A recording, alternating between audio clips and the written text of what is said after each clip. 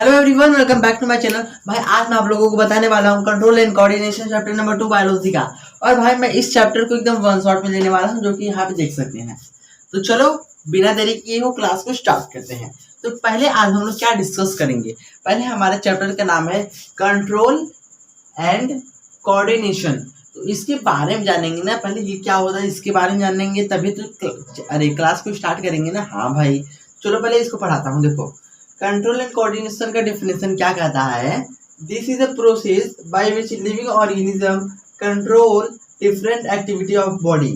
मतलब लिविंग ये जो प्रक्रिया होता है, ये जो प्रोसेस होता है, पहली बार ये लिविंग ऑर्गेनिज्म के द्वारा निभाया जाता है। भैया जी लिविंग ऑर्गेनिज्म किसे कहते हैं? देखो मैं बताना चाहता हूँ कि लिविंग ऑर्गेनिज्म किसे कहते हैं। ओके देखो, जिस भी ऑर्गेनिज्म के अंदर ये 7 चीजें पाई जाती हैं तो समझ जाना कि वो लिविंग ऑर्गेनिज्म है। जैसे मतलब जैसे क्या, मैं 7 चीजों को नाम में लिख दे रहा हूँ।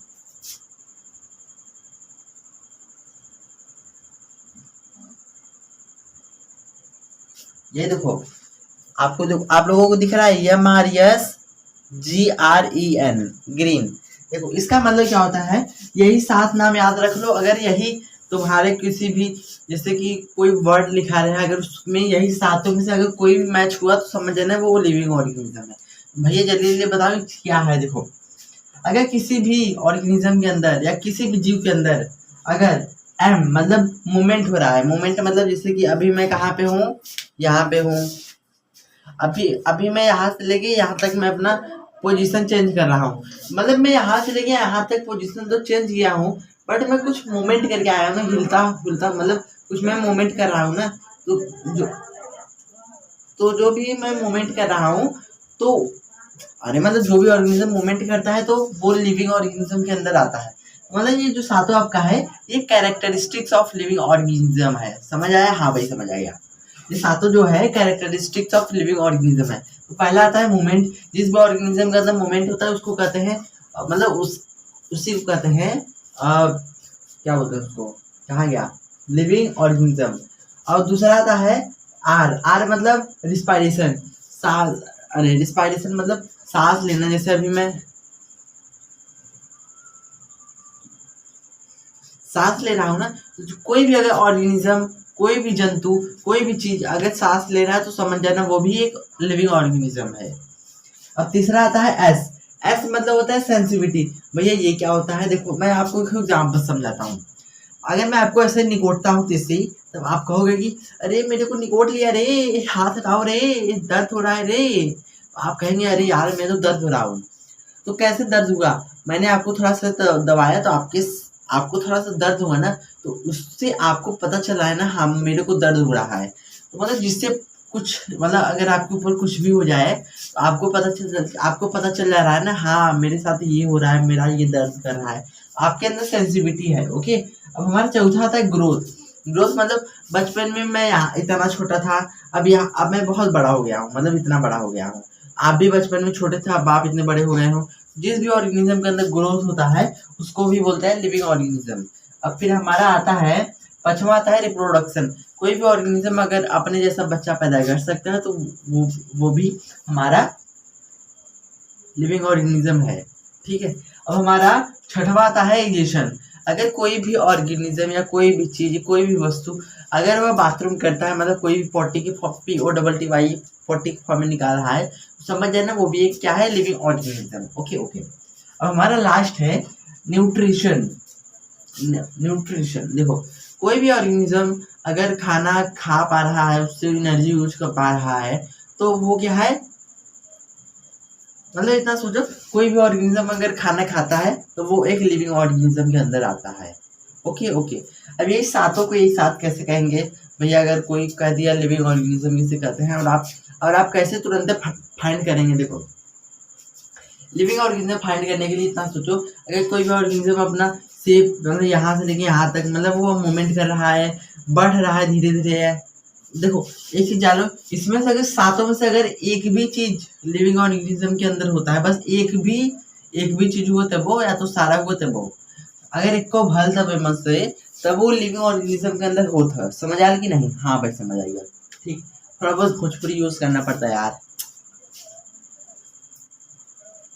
मेरा टैलेंट है, ठीक है। तो आपको लिविंग ऑर्गेनिज्म का मतलब समझ आया। कोई भी ऑर्गेनिज्म वो अपना मूवमेंट चेंज करता है, फिर वह हिल डुल सकता है, ग्रोथ करता है, उसको महसूस कुछ भी हो, और वह बाथरूम कर सकता है, खाना खा सकता है, सांस ले सकता है, वो सब लिविंग ऑर्गेनिज्म के अंदर आते हैं। Okay okay. Control and coordination का मतलब समझ आया कि नहीं भैया? नहीं समझ आया। देखो, कंट्रोल एंड कोऑर्डिनेशन का मतलब क्या होता है? This is a process by living organism. ये मैंने बताया लिविंग ऑर्गेनिज्म मतलब मैं भी एक लिविंग ऑर्गेनिज्म हूँ। क्यों? क्योंकि देखो, मैं मूवमेंट कर सकता हूँ, यस। मैं रिस्पायरेशन कर सकता हूँ, मतलब सांस ले सकता हूँ, हाँ। क्या मेरे अंदर महसूस करने की क्षमता है? हाँ। क्या मैं बढ़ता हूँ? हाँ। क्या मैं रिप्रोडक्शन करता हूँ? भाई मैं तो नहीं करता, लेकिन औरत लोग करती हैं, हाँ। क्या हम लोग पॉटी करते हैं? हाँ। क्या हम लोग खाना खाते हैं? हाँ। तो मतलब हमारे में सब कुछ इसमें से है, बस एक को छोड़ के। मतलब हमारे अंदर, मतलब मानव जीवन में, मानव औरत में तो सब कुछ है ना। समझ है ना? वो लिविंग ऑर्गेनिज्म है, हम भी लिविंग ऑर्गेनिज्म है। Okay okay. तो this is a process by living organism. ये एक लिविंग ऑर्गेनिज्म के द्वारा एक प्रोसेस होता है दैट कंट्रोल, यहाँ पे रहेगा that control different activity of body. देखो, this is a process by living organism that control different activity of body. मतलब मैं यहाँ इसका मतलब समझो यार, हिंदी तो समझ आ रहा होगा, नहीं सब। देखो, मैं चाहता हूँ आपको बेसिक से स्टार्ट करूँ और एकदम तगड़ा तक पढ़ा, तगड़ा।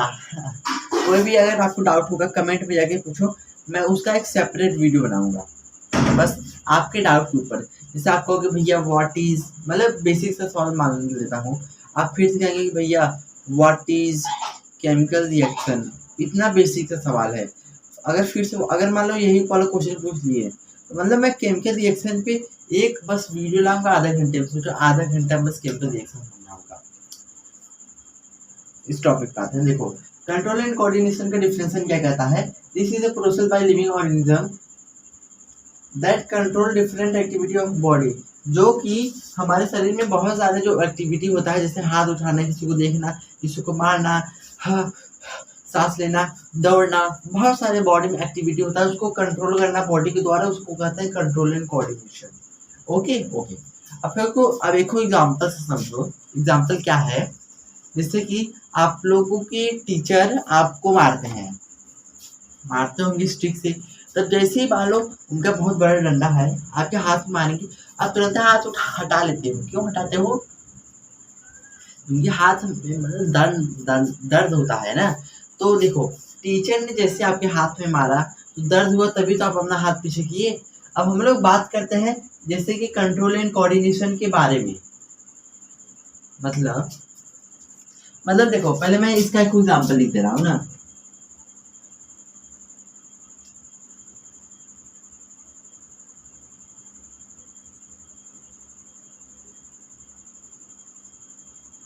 टीचर आप लोगों को क्लास में मारते हैं ना, उस समय हाथ आप पीछे करते हो, फिर ऐसे करते हो, फिर दिमाग के पास जाता है सिग्नल, आपको गुस्सा लगता है ना। तो मतलब यही सब कंट्रोल एंड कोऑर्डिनेशन के अंदर आता है ना।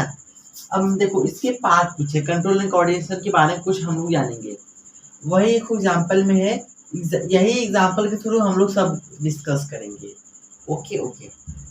देखो, अब मैं अच्छे से बताता हूँ, एक मिनट बस, ओनली फॉर वेट 1 मिनट।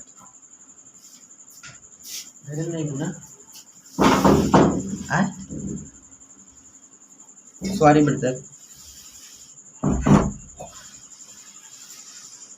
हाँ चलो,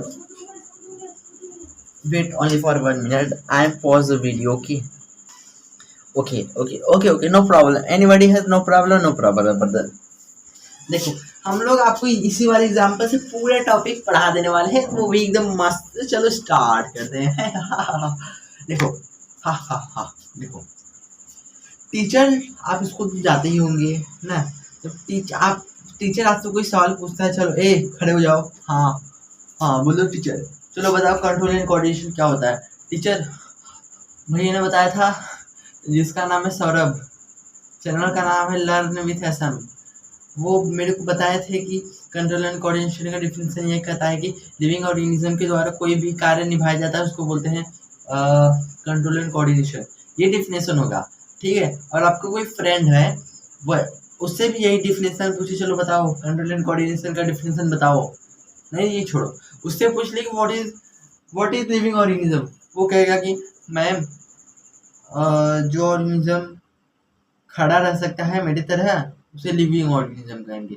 मैम कहेंगे कि बट वो तो कुर्सी भी खड़ा रहता है तो क्या लिविंग ऑर्गेनिज्म है, मैम उसे बहुत मारेंगे, क्यों? क्योंकि वो पूरा डिफिनेशन नहीं दिया। जो मैंने आपको बताया, जो भी ऑर्गेनिज्म सांस मूव ये सब कर सकता है तो वो लिविंग ऑर्गेनिज्म के अंदर आता है। बट आपका फ्रेंड बताया नहीं, आपके टीचर कैसे मारेंगे? डंडे से मारेंगे, हाथ में खींच से ना। जैसे मान लो उसके हाथ पे एक डंडा पड़ा तो फिर वो अपना हाथ पीछे करेगा, क्यों करेगा? देखो जैसे उसके हाथ पे डंडा पड़ा तो वो डंडे का इफेक्ट क्या हुआ, वहां पे बहुत तेज दर्द करने लगा। तो क्या वो सोचेगा कि क्या मैं हाथ हटाऊं कि नहीं हटाऊं? नहीं सोचेगा, तो वो हाथ तुरंत ही पीछे हटाएगा। जब उसके हाथ में डंडा पड़ा, उसको दर्द हुआ, उसको उसी को हम लोग बोलते हैं स्टिमुलस।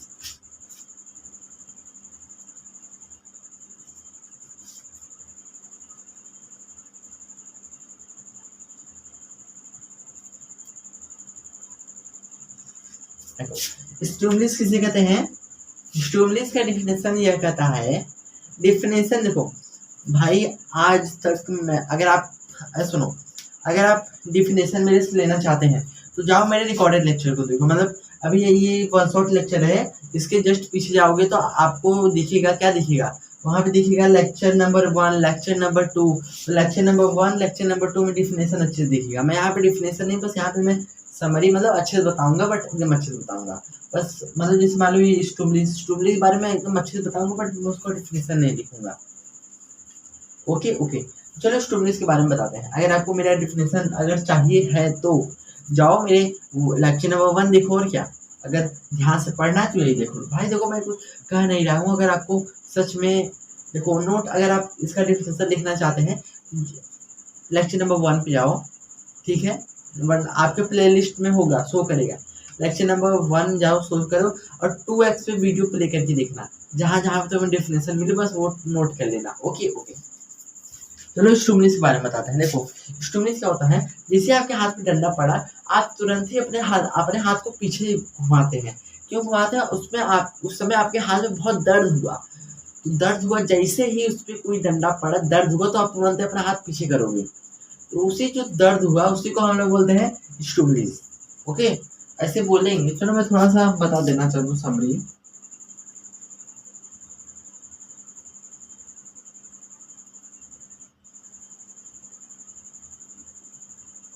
रिएक्शन आफ्टर, मतलब जैसे ही टीचर आपके हाथ में मारे तो आपके हाथ पे दर्द हुआ, तो उसी दर्द को हम लोग कहते हैं स्टिमुलस। इतना समझ आया होगा ना? अब दूसरे एग्जांपल से समझो। अगर आपकी मम्मी गलती से आपके हाथ में तावा छुआ देती होंगी तो आपका हाथ गर्म हो जाता होगा, आप तुरंत ही अपने हाथ को पीछे करते हैं, क्योंकि उस समय आपका हाथ बहुत गर्म हो जाता है और आप हाथ पीछे करते हैं। समझ आया ना? तो उसे बोलते हैं स्टिमुलस। बस गर्म होना ही स्टिमुलस कहलाता है। हाथ जो पीछे कर है अभी डिस्कस करेंगे। ओके, अब हमारा दूसरा टॉपिक है रिस्पॉन्स।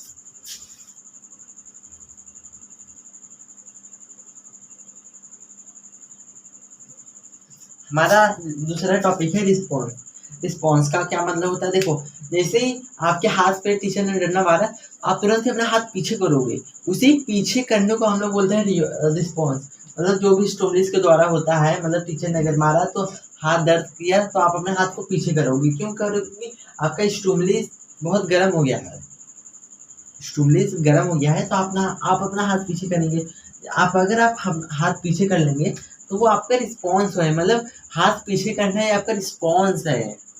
ओके, इसका रिस्पॉन्स का डिफिनेशन क्या लिखें यार? रिस्पॉन्स अगर डिफिनेशन देखना है तो जाओ लेक्चर नंबर 1 में देखो। रिस्पॉन्स में मान लो स्टिमुलस से कुछ भी हुआ, जैसे टीचर ने मारा, मम्मी ने मारा, हाथ पीछे करोगे ना, तुरंत ही पीछे करोगे, जो पीछे करना है यही तुम्हारा रिस्पॉन्स है। ओके। अब हम लोग नेक्स्ट, जैसे मतलब अपने हाथ हम लोग पीछे किए, उसमें हम लोगों का क्या हो रहा है? उस समय हमारा हो रहा है, मतलब देखो हमारे हाथ जब टीचर ने मारा तो वहाँ सिग्नल आपके हाथ से होके ब्रेन में जा रहा है। तो उस किसके थ्रू सिग्नल जा रहा है? जिसके थ्रू जाता है उसको, उसी को हम लोग बोलते हैं नर्वस सिस्टम। अब बात करते हैं नर्वस सिस्टम।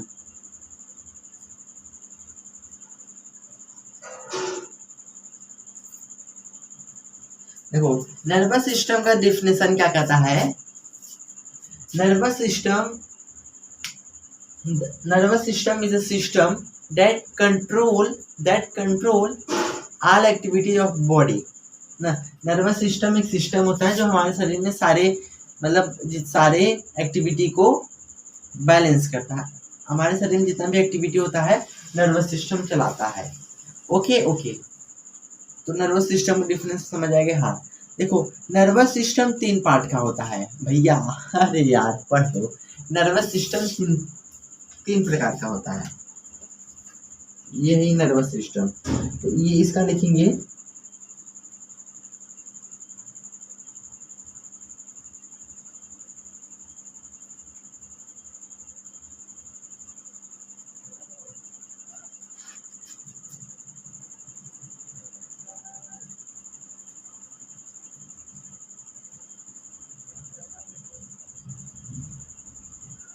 नर्वस सिस्टम यही 3 प्रकार का होता है। एक होता है ब्रेन, एक होता है स्पाइनल कॉर्ड, एक होता है नर्व।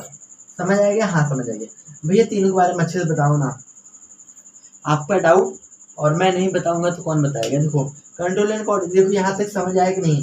देखो अब मैं समझाने वाला हूँ तो थोड़ा सा इसको भी डिच करना पड़ेगा ना। देखो ब्रेन क्या होता है ये सब, देखो कंट्रोल एंड कोऑर्डिनेशन मतलब ह्यूमन के अंदर क्या क्या गतिविधियां होती है, तो वही हम लोग डिस्कस कर रहे हैं ना। मतलब अगर हाथ पे कुछ पड़ा तो हम लोग हाथ को पीछे कर रहे हैं, तो मतलब हमारे शरीर के अंदर यही सब हो रहा है ना, तो यही सब हम लोग डिस्कस करेंगे। अब चलो आप लोगों को थोड़ा ब्रेन के बारे में बताते हैं, ठीक है? 1 सेकेंड। हाँ ठीक ठाक है। अब मैं आप लोगों को चलो ब्रेन के बारे में बताता हूँ। पहले मैं इसको थोड़ा सीरीज करता हूँ।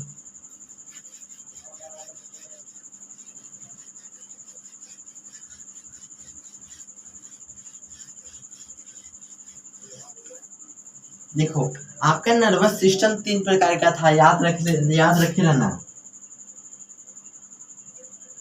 एक होता है ब्रेन, एक होता है स्नाइपर,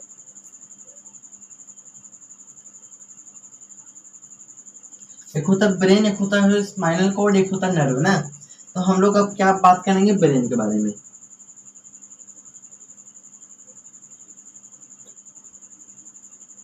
ब्रेन मतलब ह्यूमन की, हमारे मानव जीवन की, मतलब जितने भी मानव है, जितने भी मैन है, जितने भी इंसान है, उन्हीं के अंदर दिमाग होता है ना। मतलब हम लोग मानव जीवन के बारे में, ह्यूमन ब्रेन के बारे में जानेंगे। ओके ओके, देखो पहले ह्यूमन ब्रेन क्या कहता है, डिफिनेशन क्या कहता है, चलो डिफिनेशन लिख दे रहा हूँ।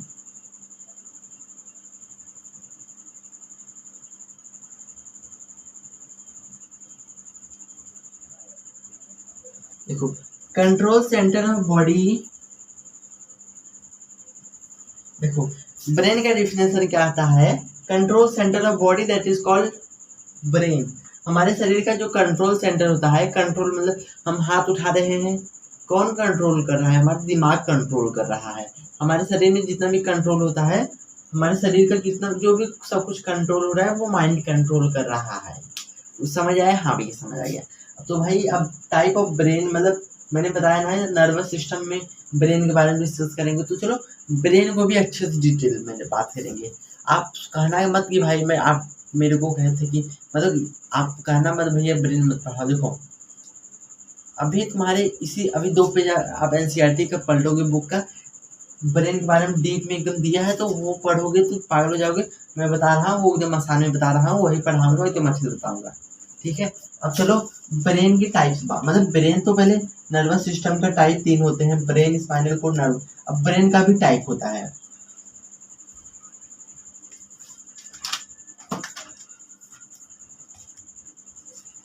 समझिए भाई, ब्रेन का भी टाइप होता है।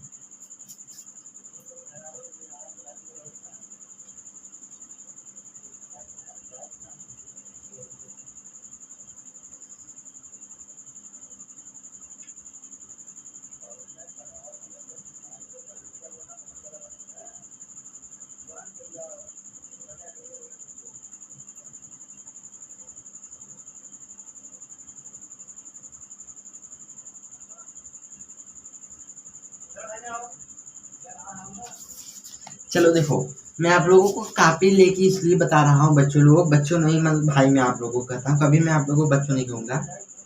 देखो मैं कॉपी इसलिए लेके बताता हूँ ना, देखो मैं इसमें बहुत चीज़ें लिखा हूँ, जैसे कुछ एडिशनल में लिखा हूँ आप लोगों को समझ आए।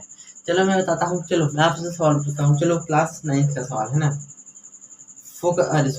फोर्स का फार्मूला बताओ। भैया नहीं याद है, नहीं याद है ना, मतलब वही फोर्स के बारे में मतलब मैं इसमें डिटेल में लिखा हूँ। तो फोर्स क्या होता है, किसी चीज़ पे फोर्स लगाना, मतलब उसमें मैं ऐसा ऐसा टॉपिक कहीं कहीं लिखा हूँ ना कि 2 साल का बच्चा भी समझ जाएगा। जैसे आप अपने भाई को बुलाओ, अगर ये वाला बात उसे ना समझ आए तो बताना, अगर बस बोलना चाहिए, वो उसे समझ आए, थोड़ा सा सुनाई दे, बस उसे बस सुनाई देना चाहिए बस। देखो अब चलो टाइप्स ऑफ ब्रेन के बारे में। हमारे पास 3 टाइप ऑफ ब्रेन होता है। आई हैव मतलब हम मानो पास 3 प्रकार का ब्रेन होता है। एक होता है फोर ब्रेन, एक होता है मिड ब्रेन, एक होता है हिंड ब्रेन। अब चलो फोर ब्रेन के बारे में जानते हैं।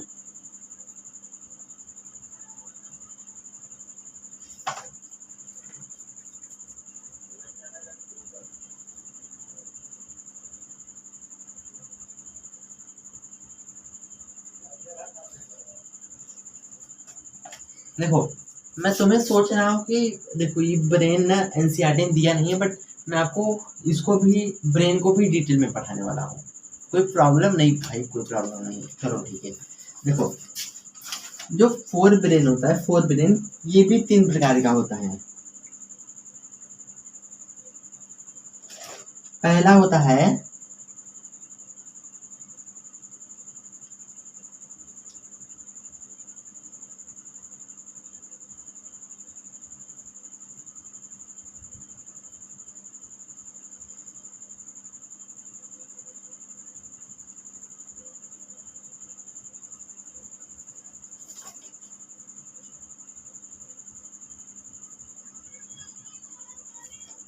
यही 3 प्रकार का हमारे ब्रेन होता है। एक होता है मतलब ब्रेन में यही फोर ब्रेन में 3 प्रकार का होता है। एक होता है केरिबम, एक होता है थालामस, एक होता है हाइपोथैलेमस। देखो जो ये होता है क्या बोलते हैं सेरेबम। देखो सेरेब्रम हमारा ना ये डिसाइड करता है सोचने की क्षमता को, जैसे कि मुझे रेसिंग करना है तो मेरा ये वाला सेरेब्रम डिसाइड करे हाँ मुझे दौड़ना है, मुझे चलना है, ये सब कुछ डिसाइड करता है। हाँ मुझे इमोशन होना है, और ये भी डिसाइड करना है कि मुझे मतलब देखो ये हम देखो जो सेरिब्रम होता है बस ये थिंकिंग में काम करता है। हाँ मुझे मतलब ये काम सोचना है बस, ठीक है। देखो ये भी लिखा है ना, ये जो केयर ब्रम होता है ये सब डिसीजन का काम देता है। मतलब कि देखो ये जो होता है ना ये सब ह्यूमन बॉडी का सबसे बड़ा पार्ट यही होता है। मतलब ह्यूमन ब्रेन में ह्यूमन ब्रेन में सबसे ज़्यादा बड़ा पार्ट यही होता है केयर बम ना। और ये जो होता है केयर बम ये डिसीजन का मतलब ये कोई डिसीजन का काम लेता है, थिंकिंग में काम करता है, ठीक है ठीक है। अब बात करते हैं थालामस। देखो 1 मिनट भाई, एक minute wait only for 1 minute wait come देखो चलो अब बताता हूँ। देखो ये समझ आया, ये हमारे शरीर के सबसे बड़ा पार्ट होता है और ये थिंकिंग में हेल्प करता है, ये केयर बम ना। अब बात करते हैं थालामस की जगह। देखो थालामस ये हमारे ब्रेन का भी एक पार्ट है, फोर ब्रेन का एक पार्ट है, जिसमें ये हमारे अलर्ट को बस मैसेज देता है। जैसे कि अभी मैं साइकिल चला रहा हूँ, तुरंत है मैं जमीन पे गिर गया, मेरा हाथ यहाँ पे छिला गया, मतलब हमारे दिमाग को मैसेज दे रहा है कि भाई यहाँ पे तुम्हें घाव लगा है।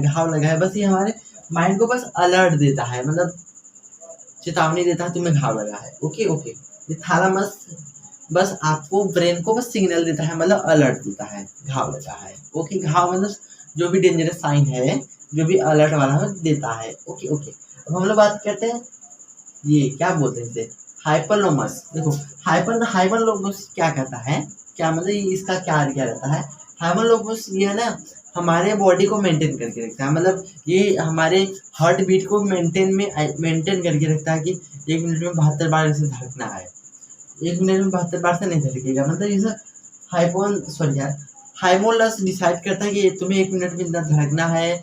तुम्हें साइकिल मतलब दूसरा एग्जाम्पल लेता हूँ, तुम्हें साइकिल इतना तेज चलाना है। तीसरा एग्जाम्पल लेता हूँ, तुम्हें आँख कब तुम्हें मटकाना है। तो मतलब ये सब तुम्हारा यही सब डिसाइड करता है काम पे क्या करना है। ओके ओके, हमारे ये फोर ब्रेन कंप्लीट हो गया। अब हम लोग बात करते हैं मिड ब्रेन। क्या मिड ब्रेन? क्या मिड ब्रेन?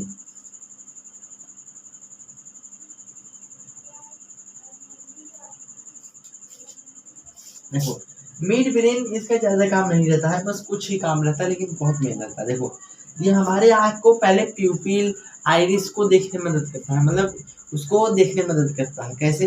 देखो यहाँ पे है, मैंने यार फिजिक्स में बताया था, अगर आप नहीं देखें तो फिजिक्स का देख के आओ, मतलब मैं कहता नहीं हूँ देखने के लिए, अगर मन करे तो देख लेना वरना मत देखना। देखो मैंने बताया था किसी भी ऑब्जेक्ट को देखने के लिए हमारा प्यूपिल प्यूपिल डिसाइड कर, मतलब क्या कहते हैं उसको, आइडियल डिसाइड करता है तुम्हें इतना मोड़ना है, तभी मतलब अंधेरे में तुम्हें एकदम खोल देना है, बड़ा हो जाना है, तभी तुम्हें ऑब्जेक्ट दिखेगा। मतलब जब बड़ा तो हो रहा है, प्लस वो तुम्हारा मिड ब्रेन डिसाइड करता है तुम्हें कब बड़ा होना है कब छोटा होना है ना। ठीक है ठीक है। बस मिड ब्रेन का कार्य रहता है तुम्हारे आँख का जो प्यूपिल आइरिस रहता है उसको बड़ा छोटा कब करना है, ये बस आपका मिड ब्रेन का ही काम रहता है। Okay okay. और इसका एक और काम रहता है जो कि आई मसल्स, मतलब आँख का जो मसल्स है कब लपलपाना है कब खोलना है, बस इसका यही दो ही काम रहता है, मतलब मेन बॉडी के अंदर रहता है बस। समझ आया? हाँ भाई समझ आ गया। अब हमारा तीसरा है क्या है? हमारा तीसरा है हिंड ब्रेन। भाई हिंड ब्रेन क्या होता है? चलो बताता हूँ, एक मिनट।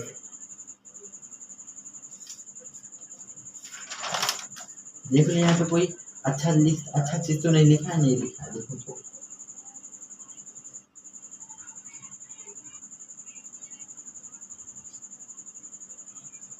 हाँ हिंड ब्रेन। देखो जैसे इसका 3 टाइप है तो इसका भी 3 टाइप है।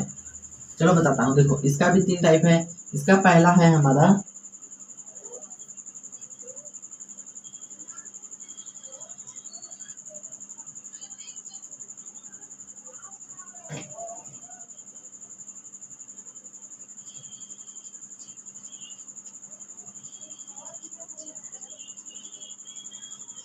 देखो ये जो हमारा सेरेबुलम है,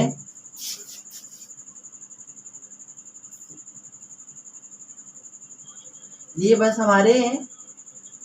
हमारे बॉडी को शेप प्रदान करता है। शेप मतलब हमारे, जैसे हमारा जितना भी बॉडी है ये सबको बस शेप प्रोवाइड करता है। जैसे कि हमें हमारा बॉडी ऐसा रहे, जैसे कि सोने के जब हम लोग सोते हैं तो हम एकदम अच्छे से सोते हैं हाथ को फैला के, नहीं हम लोग एकदम ऐसे खटिया बैठ के ऐसे करते हैं, नहीं ना। मतलब हमारा ब्रेन ये वाला डिसाइड करता है कि तुम्हें किस समय कैसा तुम्हारे बॉडी का पोजीशन हो। ओके मतलब डांस कर रहे हैं तो उस समय तुम्हें एकदम नींद नहीं आने देगा, मतलब तुम्हें एकदम नींद जैसा आँख तुम्हारा बंद ये सब नहीं कर देगा, बल्कि तुम्हारे उस समय तुम्हारा आँख खोल के तुम्हें डांस करने में थोड़ा मदद करेगा। मतलब तुम्हारा माइंड ऐसा करे कि डांस करो, मतलब ये तुम्हारे समय के साथ तुम्हारे कैसा व्यवहार हो ये हमारा सेरेबुलम डिसाइड करता है। Okay okay. और हम लोग बात करते हैं पॉन्स किससे करते हैं। पॉन्स से हमारा ना ये सब बहुत, ये पॉन्स भी बहुत हेल्प करता है। देखो ये हमारे रिस्पायरेशन में मदद करता है, मतलब सांस लेने में मदद करता है पॉन्स। मतलब सांस तुम्हें कब कितना तेज लेना है, मतलब जैसे तुम सोए हो आराम से चाहे बैठे हो कोई काम नहीं कर रहे तो धीरे धीरे सांस लोगे। अब देखिए कोई खेत में कुदार चला दिए या बहुत दौड़ के आ गए, तुम्हें सांस बहुत जल्दी लेना पड़ेगा। अगर उतनी ही स्पीड में धीरे धीरे सांस लेंगे तो आप मर सकते हैं, बट थोड़ा सा कम चांस है। आप सांस तेज लेंगे ही लेंगे, क्यों? क्योंकि उस समय आपके शरीर में हेल्प ऑक्सीजन का रहता है, मतलब जिस समय जिसका बहुत ज़्यादा हेल्प रहता है तो उसमें पहुँच का आता है। ठीक है ठीक है। अब हमारा तीसरा है मुडुल्ला। क्या है? मुडुल्ला। मैं देख लूँ, ये हमारे, ये भी है बहुत हेल्प, ये हमारे ब्लड प्रेशर में हेल्प करता है, ब्लड फ्लोटिंग, मतलब हमारे ब्लड यहाँ से लेके यहाँ तक कैसे जाएगा, क्यों जाएगा और कितना तेज कब जाएगा, मतलब ये सब हमारे शरीर में ब्लड जब आता जाता है उसको बैलेंस करता है कि हाँ तुम्हें बस इतना इतना तुम्हारे हाथ में जाना चाहिए, इतना इतना तुम्हारे ब्रेन में जाना चाहिए। बस इसका काम ये रहता है तो कि कितना कितना सबको देना है। Okay okay. अब भाई को ब्रेन एकदम अच्छे से समझ आया होगा। हाँ भाई समझ आया है। अब चलो इसको इरेज करते हैं। अब देखो, अब ब्रेन तो मेरा हो गया, नर्वस सिस्टम का ब्रेन तो हो गया। हाँ अब देखो स्पाइनल कॉर्ड में नहीं पढ़ाऊंगा भैया, पढ़ा दो यार स्पाइनल कॉर्ड। एक minute.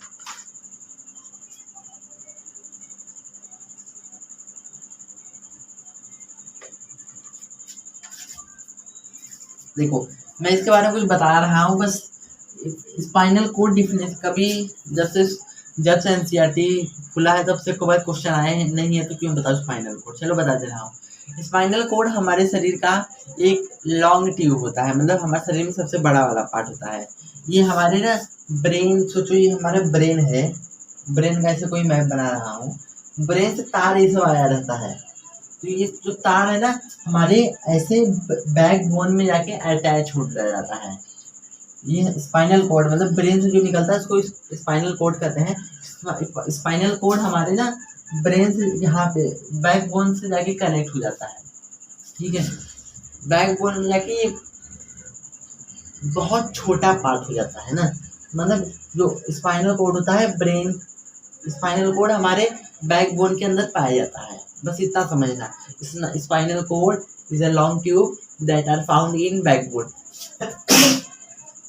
That are found in backbone. समझ आया? हाँ समझ आया।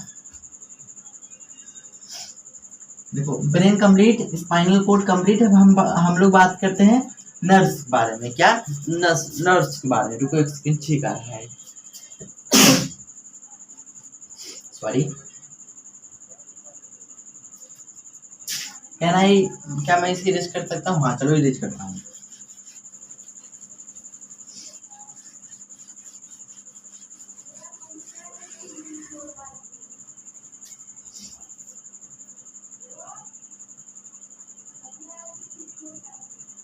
देखो नर्व्स क्या है? नर्व्स ये हमारे मैसेज में एक जगह से लेके दूसरे जगह तक मैसेज या सिग्नल को लेके जाता है। कैसे लेके जाता है? देखो मतलब मेरे को यहाँ पे चोट लगा, मतलब मेरे को बस यहीं पे चोट लगा लेकिन मेरे पास दिमाग में खबर आ गया कि भाई मुझे यहाँ पे चोट लगा है, मुझे दर्द हो रहा है। मतलब नर्वस सिस्टम ही मैसेज, मतलब यहाँ पे चोट लगा, बस सिग्नल यहाँ से लेके यहाँ से यहाँ माइंड तक पहुँचा दिया। तो यही सब हमारा नर्वस सिस्टम का काम रहता है। नर्वस सिस्टम क्या करता है? इंफॉर्मेशन या message one place to another place पहुंचाता है, बस इतना, इसका इतना ही काम रहता है। ठीक है। लेकिन आप लोगों को मेरा काम है, दायित्व है थोड़ा सा डीप में बताना, तो मैं आप लोगों को थोड़ा सा डीप में बताऊंगा। देखो नर्वस सिस्टम क्या होता है?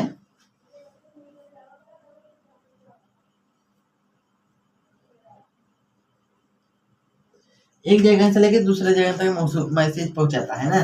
वो नर्वस सिस्टम हमारा कैसा होता है? देखो मैं आपको डायग्राम बनाना सिखा रहा हूँ। पहले आप लोगों को गोला छापना है, ऐसा छोटा सा गोला छाप लेंगे, हाँ।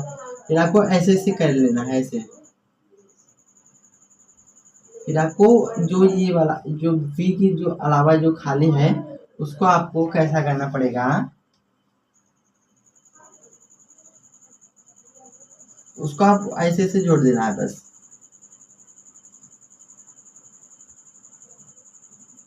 ठीक है। अब इसमें से जो आपका ये वाला खाली है, मतलब इसको इरेज कर देना है। फिर इसको आपको ऐसे लेके जाना है, फिर यहाँ पे लेके जाके ऐसे जोड़ देना है ना।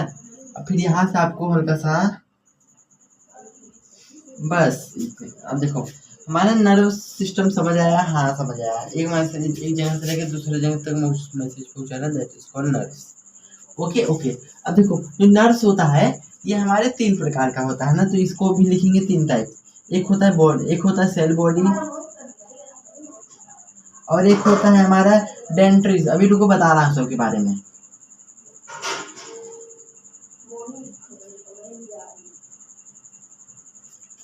देखो एक मिनट,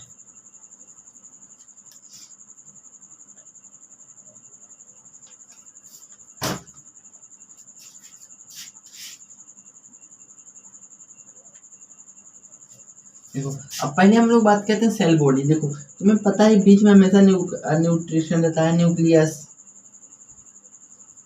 मतलब control centre of nerve, that is called nucleus. मतलब जहाँ से सॉरी जहाँ पे खाना बनता है नर्व सिस्टम का, उसको बोलते हैं न्यूट्रिशन। ओके।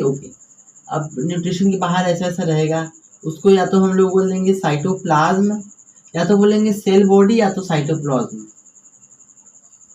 या तो सेल बॉडी या तो साइटोप्लाज्म।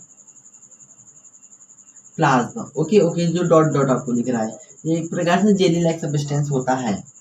ठीक है ठीक है। अब मैंने जो बाहर ऐसे से गया था, ऐसे से ये सब जो बाहर आपको दिख रहा है इसी को हम लोग बोलते हैं डेंट्रीज। डेंट्रीज क्या करता है, ये इंफॉर्मेशन को कलेक्ट करता है। इंफॉर्मेशन कलेक्ट करेगा, फिर इसके अंदर से लेके जाके फिर यहाँ पे छोड़ देगा, फिर यहाँ पे लेके यहाँ पे एंड कर देगा। फिर यहाँ से एक और मान लो एक बहुत सारे हमारे शरीर में नर्व्स होते हैं, एक ऐसा नर्व यहाँ पे होगा, मतलब यहाँ पे जो मैसेज रहेगा उसको सोचो ये वाला सिस्टम यहाँ पे एक हुआ है ना, तो मतलब यहाँ पे जो है तो फिर ये वाला सिस्टम यहाँ पे रहेगा, तो यहाँ से मैसेज इसमें चल जाएगा, मतलब यहाँ से लेके इसमें फिर से आ जाएगा, उसके उल्टा। समझ आ गया? हाँ देखो, डेंटिस्ट क्या करता है, ये इन्फॉर्मेशन को कलेक्ट करता है। ओके, बात करते हैं एक्सोन। एक्सोन एक लॉन्ग ट्यूब है जिसके थ्रू जिसी के थ्रू से हमारा इन्फॉर्मेशन जाता है यहाँ से लेके वहां तक। इतना समझ आया कि नहीं? हाँ भी समझ आ गया, समझ आ गया ना? बस अब हमारा जो कंट्रोल एंड कोऑर्डिनेशन ये ह्यूमन था, जो मानव जीवन में था, बॉडी में हम मतलब जितने भी मानव जीवन है उनके बारे में जो था वो खत्म। अब बस प्लांट के बारे में जानेंगे, उसके बाद क्लास एंड। नर्व सिस्टम समझ आएगी नहीं? हाँ समझ आएगा। देखो मैंने आपको बता दिया सब कुछ। हाँ अब हमारा बस एक ही टॉपिक बच रहा है जिसको हम बोलते हैं, क्या बोलते हैं, उनको बता रहा हूँ।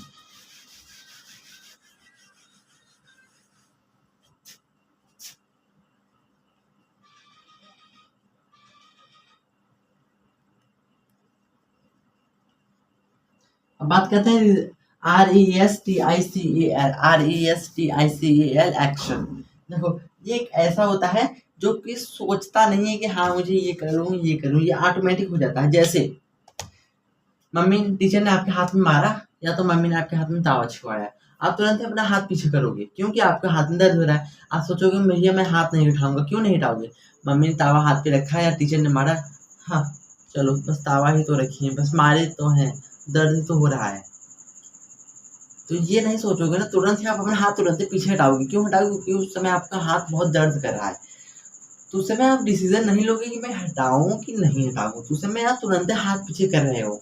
तो मतलब रिस्टिकल एक्शन में क्या होता है, कुछ भी सोचता उसका इंसान नहीं है, बस ऑटोमेटिक उसका हाथ पीछे कर लेता है, मतलब तुरंत ही उससे बच जाता है। ठीक है ठीक है। अब इसका एडवांटेज देखो दिया है, दो एडवांटेज दिया है।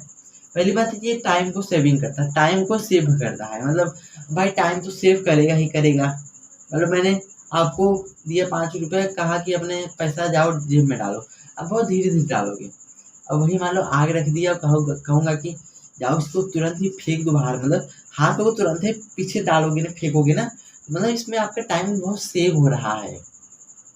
तो ऐसे डिस्ट्रिकल में है, टाइम आपका सेविंग करता है, मतलब इसमें सोचना होता नहीं है, ये ऑटोमेटिक मतलब बहुत इमरजेंसी में होता है। जैसे कि कोई कुछ गलती से कर दिया, आप तुरंत अपना हाथ पीछे करोगे ना, तो आपके टाइम को सेविंग करता है। ठीक है, और ये आपको इमरजेंसी में हेल्प करता है, मतलब उस समय आपका हाथ दर्द हो रहा था होता है, पीछे करेंगे तो आपका हाथ बच जाएगा ना, तो मतलब इमरजेंसी में आपका हाथ हेल्प कर रहा है। Okay okay. अब हम लोग बात करते हैं कोऑर्डिनेशन इन प्लांट। अभी आप जो पढ़ रहे थे सब ह्यूमन के बारे में है, मतलब हम हाथ हटा रहे हैं ह्यूमन के बारे में, कुछ भी कर रहे हैं ह्यूमन के बारे में। अब हम लोग कोऑर्डिनेशन इन प्लांट के बारे में लेंगे, मतलब फूल मतलब पेड़ पौधे में सब क्या क्या होता है, अब मैं ये जानूंगा। Okay okay. अब पहले जल्दी से इसको इरेज करते हैं।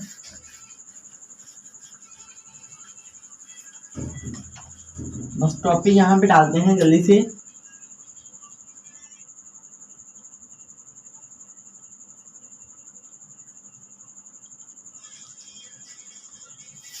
ठीक है ठीक है। अब चलो कोऑर्डिनेशन इन प्लांट के बारे में कुछ आपको अच्छे से बताता हूँ। अब चलो, अब मैं आप लोगों को बताता हूँ, क्या बताता हूँ, जैसे मैंने कोऑर्डिनेशन इन ह्यूमन के बारे में बताया था ना, मतलब इसके अंदर कोऑर्डिनेशन इन ह्यूमन के अंदर क्या होता है कि हम लोग सांस उस ले सकते हैं, मतलब हम लोगों को कुछ दर्द हुआ हम लोग हाथ पीछे कर लेंगे, सब कुछ कर सकते हैं ना। हमारा सिग्नल एक जगह से लेके ब्रेन तक पहुंच जाता है, ब्रेन से लेके हाथ तक पहुंच जाता है, मतलब ये सब हमारे अंदर सिग्नल कुछ होता है ना, बट क्या ऐसा प्लांट के अंदर होता है क्या? अरे प्लांट को काट दो रोने लगेगी बेचारी। अब प्लांट के अंदर सब नहीं होता है ना, तो प्लांट के अंदर क्या होता है मैं उसके बारे में डिस्कस करूंगा। मतलब कोऑर्डिनेशन इन प्लांट का डेफिनेशन क्या कहता है? Plant do not have any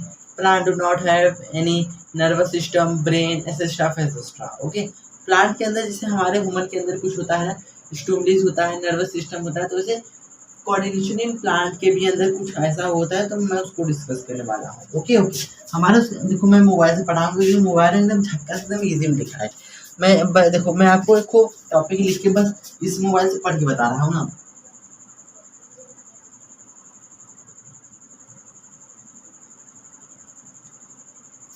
फोटोट्रॉप, देखो phototrope response to light, photo light, transport, moment of growth.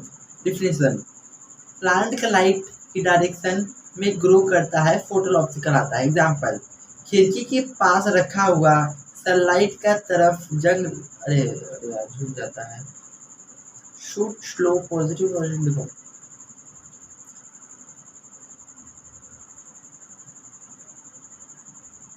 Wait for 1 minute.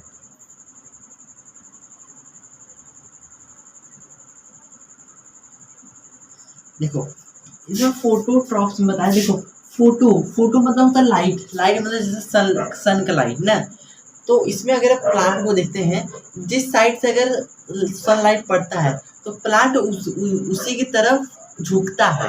मतलब क्या प्लांट के अंदर कोई ना कोई ऐसा सेंसिटिविटी होगा कि जिधर से हमारा सूर्य का लाइट आ रहा है उधर के ही तरफ ज़्यादा ग्रो होता है और उधर ही लटकता है। तो प्लांट के अंदर क्या होता है उसी को हम लोग बोलते हैं फोटोट्रॉप्स। इसका डेफिनेशन अगर जानना चाहते हैं तो लेक्चर नंबर 2 जाके देखो। लेक्चर नंबर 1 के बस बारे में मैंने बताया था कि coordination in human lecture number 1, coordination in plant lecture number 2 में है। ओके, लेक्चर नंबर 2 में बस आपको थोड़ा ब्रेन पढ़ना पड़ेगा, क्योंकि मैंने ब्रेन को लेक्चर नंबर 1 में बताया था। मतलब ब्रेन को लेक्चर नंबर 1 में नहीं बताया था, लेक्चर नंबर 2 में मैंने ब्रेन को बताया था। ठीक है, चाहो डिफिनेशन चाहते हो तब, वरना मैं मतलब यहाँ पे मैं ऊपर पढ़ा रहा हूँ, बस यहाँ पे मैं डिफिनेशन बता रहा हूँ और अच्छे से बता रहा हूँ, बस मैं यहाँ पे डिफिनेशन नहीं लिखा रहा हूँ। देखो फोटोट्रॉप का मतलब होता है इधर जिसकी तरफ हमारा सनलाइट आता है, प्लांट उधर उसी की तरफ रिस्पॉन्स होता है, मतलब उसी की तरफ मुड़ जाता है और उधर की तरफ ज़्यादा बढ़ता है ना। ओके एग्जाम्पल में दिया है, a plant bend towards sunlight, towards मतलब सनलाइट की तरफ प्लांट ग्रो होता है। अब हमारा दूसरा है इसमें, मतलब इसके बाहर है, जैसे इसमें है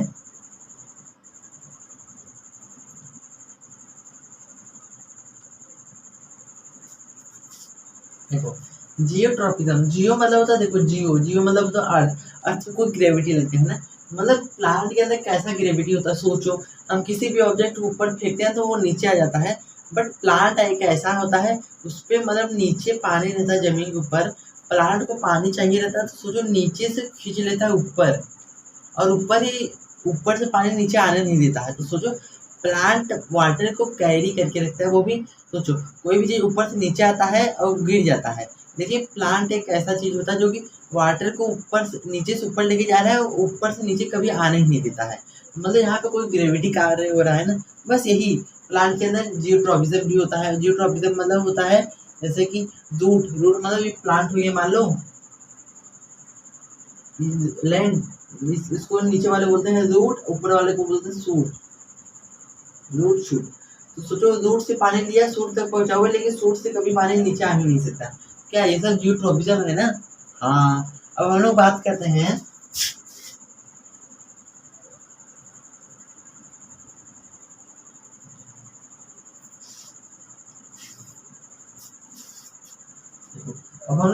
हैं हाइड्रोट्रोपिज्म। हाइड्रो मतलब वाटर, और जिसमें वाटर हमारा अब जिसमें हमारा तो देखो हाइड्रो मतलब होता है वाटर, हाइड्रोक्साइड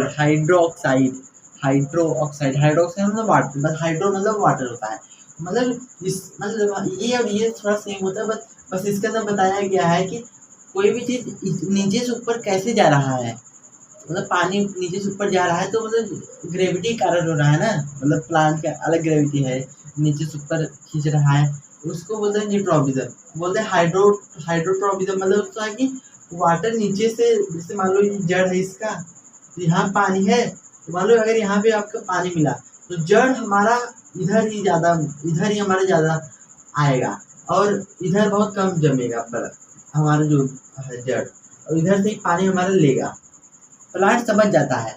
तो ट्रॉपिज्म मतलब हाइड्रोट्रॉपिज्म मतलब होता है कि वाटर किधर जाता है, या तो वाटर को जमीन से मतलब नीचे से लेकर ऊपर तक ले जाता है, उसको भी बोलते हैं हाइड्रोट्रॉपिज्म। ओके ओके, अब हमारा अगला है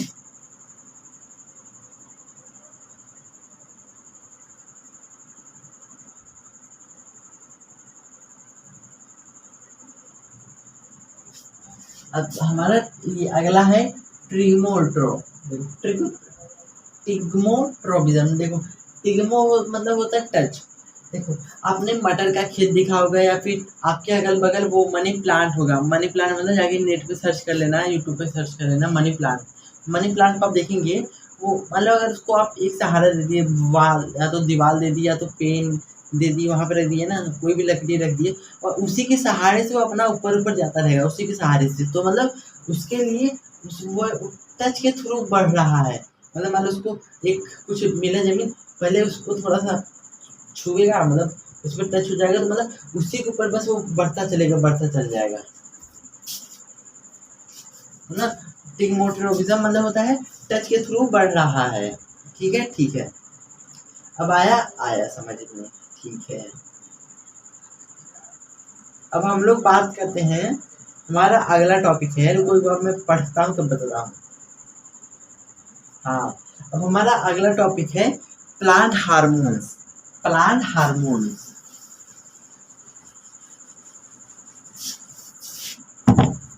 मतलब ये मैंने ये जो लिखा था यहाँ पे, ये है coordination in plant. Coordination in plant के भी अंदर ये मतलब यहाँ पे जो लिखा था कोऑर्डिनेशन इन प्लांट, मैंने इरेज कर दिया तो सॉरी। ठीक है, तो कोऑर्डिनेशन इन प्लांट के अंदर ये भी टॉपिक है एक को।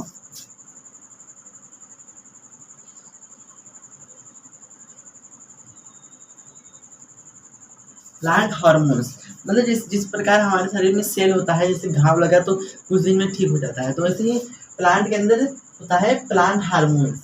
देखो प्लांट किसे कहते हैं पहले बताना हम सब। जो प्लांट मतलब जो हमारे घर पे नींव ये सब है, जो भी हमें ऑक्सीजन देता है, ये सब प्लांट होता है। ठीक है ठीक है, देखो प्लांट हार्मोन्स में हम लोग जानेंगे। इसमें पहले मैं जानूंगा कि मैंने पहले लिख दे रहा हूँ।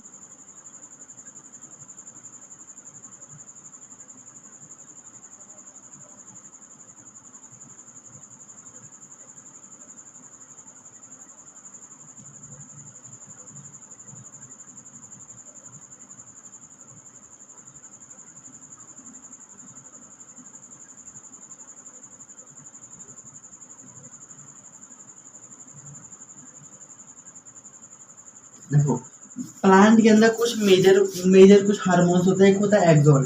ये एक्सॉन एक हार्मोन्स होता है जो कि प्लांट को प्रमोट ग्रोथ करने में हेल्प करता है। जैसे कि प्लांट को अगर मुर्गे ने मतलब कुछ भी खा लिया तो वहाँ पे प्लांट ग्रो होगा, तो वो एक्सॉन के कारण होता है। अब हम लोग बात करते हैं ये गिबलियम। देखो ये प्लांट को इंक्रीज में बढ़ाता है, मतलब प्लांट छोटा रहेगा तो प्लांट को बढ़ाता है। कौन बढ़ाता है? ये जिबलियम हार्मोन्स। अब बात करते हैं साइटोकिनम। देखो साइटोकिन्स क्या होता है? ये प्रमोट सेल डिवीजन। मतलब अगर कोई भी यहाँ पे मुर्गा मतलब कुछ भी जानवर अगर प्लांट को खा लिया तो वो अपना सेल डिवीजन करेगा, मतलब 1 से 2 से बन के ऐसे ऐसे प्लांट बढ़ता चलेगा, बढ़ता रहेगा। ठीक है, अब हम बात करते हैं क्या लिखा है? एसिट्रिक एसिड। ये मतलब हमारे प्लांट में ये बस ग्रोथ में हेल्प करता है। जैसे कि एनहैबिटाट है, मतलब कोई भी जानवर इसको कोई बैक्टीरिया खा लिया तो वो धीरे धीरे अपना ग्रोथ होगा ना, तो उसी को बोलते हैं एब्सिटिक एसिड। ठीक है ठीक है, अब हम लोग बात करते हैं लास्ट टॉपिक, इसके बाद हमारा क्लास हो गया छुई छुई।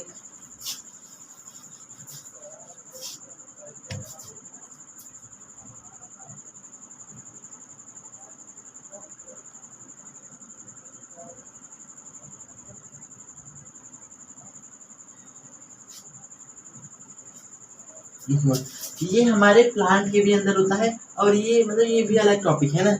ये होता है, ये प्लांट के लिए ये बहुत इमरजेंसी हार्मोन होता है।